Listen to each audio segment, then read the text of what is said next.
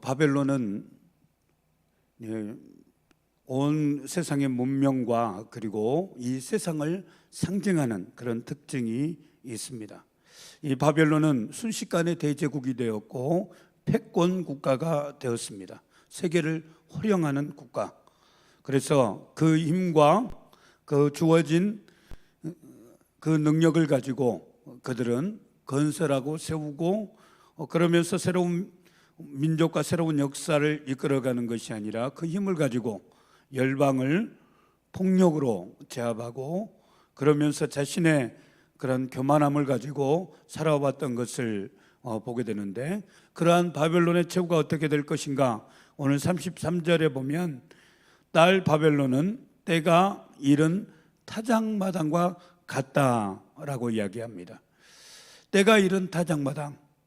오늘 우리나라는 벼농사를 짓기 때문에 이 밀과 보리를 농사를 짓는 이스라엘과 굉장히 좀 다른 그런 문화를 가지고 있습니다. 예전에 시골에서 보면 이 타작마당을 어떻게 만드냐면 굉장히 마른 땅에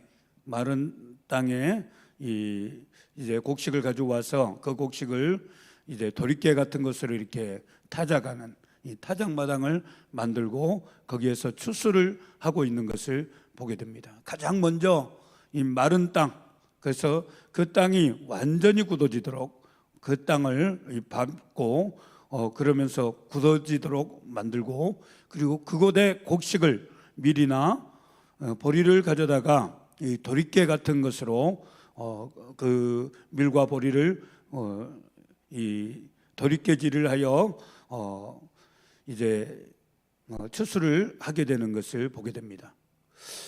이 거대한 이 바벨론이 타작마당과 같이 이제 하나님의 심판에 놓여 있고 마른 땅같이 되어 그들은 도리깨질을 이제 메대와 바사 연합군에 의하여 이제 도리깨질을 당하고, 그래서 그 민족이 가장 강대한 민족이었지만 가장 비참하고 그리고 하나님의 심판의 칼날을 피할 수 없는 그런 상황에 이르게 되는 것을 보게 됩니다.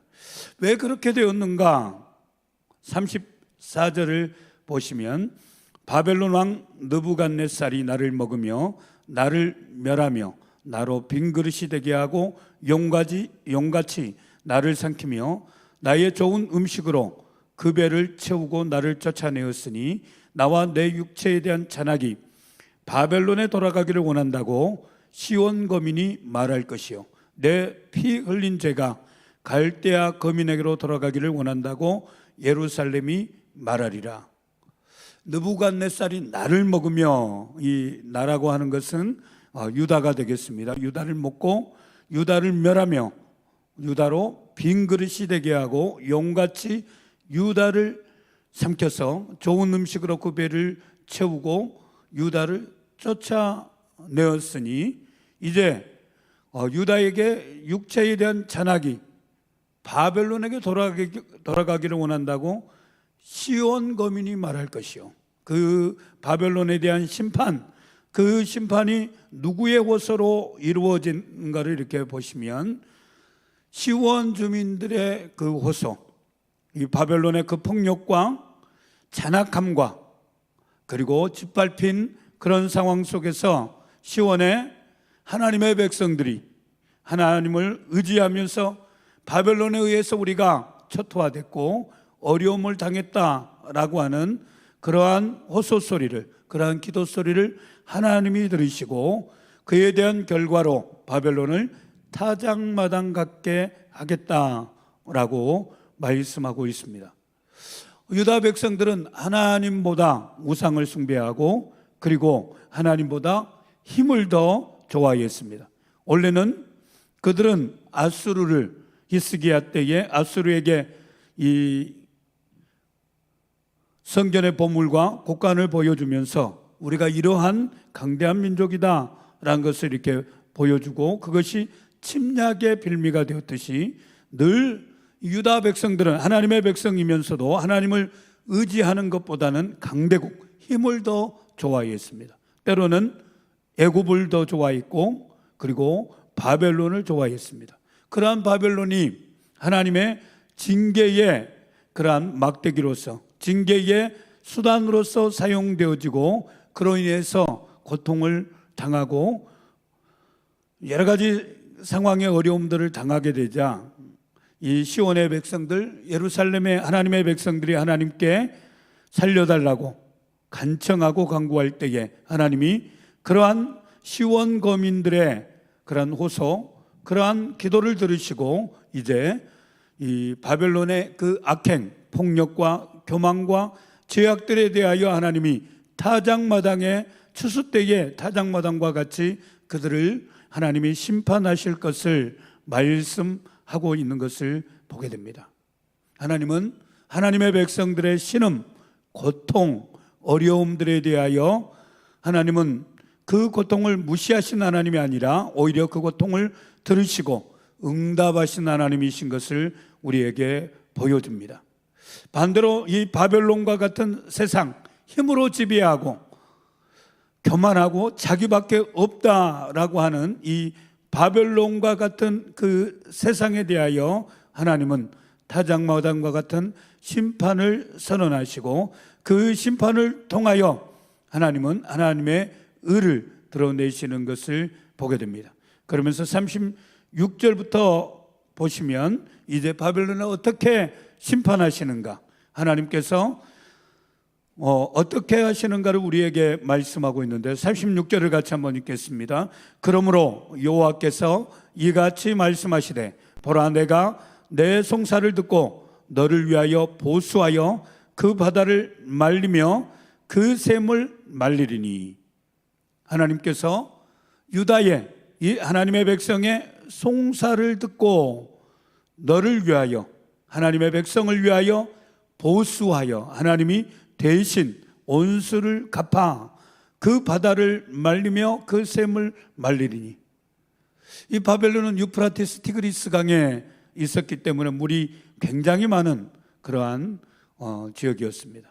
그 바다를 말리고 그 샘을 말리고, 그들은 운하를 파서 이제 바벨론 성 주변을 강으로 이렇게 만들었고, 그리고 정말 천혜의 요새처럼, 해자라고 그러죠, 그러한 요새처럼 만들어서 다른 나라가 침략하지 못할 정도로 강력한 그러한 성을 만들었는데, 그 성을 이제 바다를 말리고 샘을 말려서 하나님께서 온전히 그 바벨론을 무너뜨리겠다 말씀하고 있습니다. 천혜의 요새요, 누구도 무너뜨릴 수 없는 강력한 힘을 가지고 있는 이 바벨론을 하나님께서 하나님의 백성의 그러한 송사, 그들의 억울함, 바벨론에 의한 폭력과 잔악함과 그러한 지배에 대하여 하나님의 백성들의 신음소리를 하나님이 들으시고,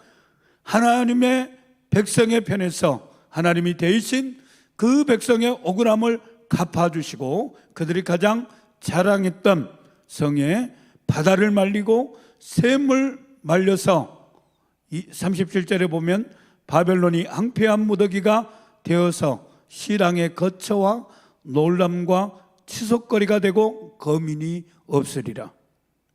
그 자랑했던 이 바벨론의 그 기술, 공중정원, 가지고 있던 그 찬란한 문명과 그러한 힘들이 황폐한 무더기, 아무도 돌아보지 않는, 그래서 들짐승들의 거처가 되고, 놀람과 열방의 저런 강대국이 한순간에 무너지는 것을 보고 놀랐고 치솟거리가 되고 그들의 이야기거리가 되면서 거민들이 없어질 정도로 그 강대국이 하나님의 보수함을 통하여 타작마당에서 하나님의 심판을 받을 것이다 말씀하고 있습니다. 38절에 보면 바벨론을 어떤 짐승으로 묘사합니까? 사자같이 소리하며 어린 사자같이 부르짖며.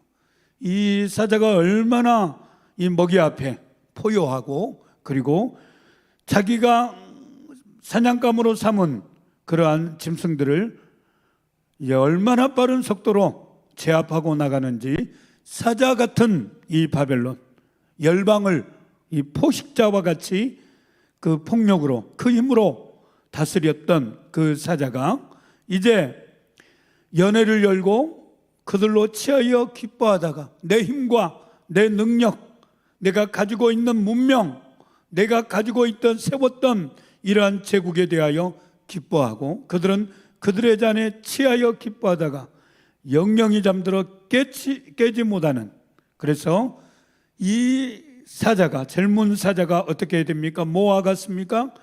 40절을 같이 한번 읽겠습니다. 내가 그들을 끌어내려서 어린 양과 수양과 수염소가 도수장으로 가는 것 같게 하리라. 사자와 같고 정말 세계를 호령하고 그리고 이 포효하는 강력한 힘을 가지고 있는 이 사자가 도수장으로 끌려가는 어린 양과 수양과 수염소처럼 되게 하겠다 말씀하고 있습니다. 우리는 이 땅을 살아가면서 이 바벨론의 힘, 바벨론에 가지고 있는 그러한 힘과 능력을 우리가 은연히 좋아하고 사랑합니다. 어떻게 보면 보이지 않는 하나님보다 더 강력한 것은 물질이고, 또 보이지 않는 하나님보다 우리가 더 마음으로 사모하는 것은 찬란한 도시 문명이 아닌지도 모르겠습니다. 정말 힘이 있고 권력이 있고 인간의 눈으로 보기에 정말 뭔가 흠모할 만한 것이 있는 바벨론과 같은 세상을 우리가 더 좋아하고 바벨론을 더 흠모하며 살아가는 우리의 모습들을 보게 됩니다. 그런데 하나님께서 이 하나님의 백성들을 향하여 이 바벨론은 우리를 삼키고 취하게 하여 아무것도 분별하지 못하게 하는 그러한 특성을 갖는데, 그들의 하나님의 타작마당과 같이 될 때 사자와 같이 포효하는 그런 짐승에서 도수장으로 끌려가는 어린 양, 수염소와 같이 아무런 힘도 없고 그들은 자신을 보호할 수 있는 수단도 없는 그러한 처량한 신세가 될 것을 말씀하고 있습니다. 정말 이 세상은 언젠가 하나님의 심판 속에서 멸망할 수밖에 없고, 그리고 그 멸망 속에서 정말 신음할 수밖에 없는데, 그럼에도 불구하고 우리들은 이 땅을 살아가면서 세상을 동경하고 힘을 더 좋아하고, 그리고 정말 우리가 이 땅을 살아가면서 바벨론과 같은 찬란한 도시 문명을 더 흠모하는 우리의 모습들을 발견하게 됩니다. 그에 대한 결과가 어떻게 되었는지 41절부터 44절까지를 보시면 이제 바벨론에 하나님께서 보수하는 그러한 타작마당이 될 때에 그로 인해서 애가를 부르고 있는 것을 보게 됩니다. 슬프다, 새싹이 함락되었도다, 온 세상에 칭찬받는 성이 빼앗겼도다. 슬프다, 바벨론이 열방 중에서 황폐하였도다. 바다가 바벨론에 넘치며 그 많은 파도가 그것에 덮였도다. 그 성읍들은 황폐하여 마른 땅과 사막과 거민이 없는 땅이 되었으니 그리로 지나가는 인자가 없도다. 정말 슬픔을 노래하는 도시가 되었습니다.